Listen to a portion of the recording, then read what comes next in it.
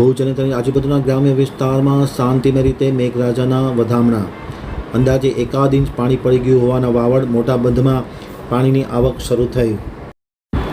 અસહ્ય ઉકળાટ અને બફારા બાદ સવારે 11 કલાકે ભુજમાં મોંઘેરા મેઘરાજાનું આગમન થયું હતું. પ્રથમ વખત કોઈપણ પ્રકારના પવન કે ગાજવીજ વગર શાંતિમય રીતે મેઘરાજાનું આગમન થયું હતું. આકાશમાં ઘટાટો વાદળાઓ છવાયા હતા અને અચાનક સવારે 11 કલાકે વરસાદ શરૂ થયો હતો. અંદાજે 40 થી 45 મિનિટ સુધી શાંતિમય રીતે ભુજમાં વરસાદ વરસ્યો હતો.